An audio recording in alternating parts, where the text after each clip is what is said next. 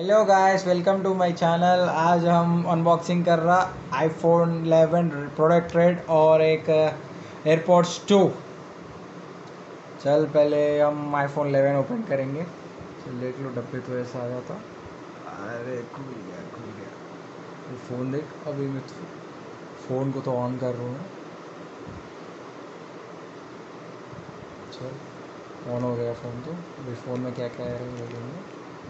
ये नॉर्मल एक मैनुअल सा रहा और प्रोडक्ट रेट करके कार्ड आ रहा और एप्पल का स्टिकर सारा बस, और एक 5 वोल्ट्स का चार्जर केबल आ रहा 1 मीटर का, और 5 वोल्ट्स का एक अडेप्टर आ रहा बस।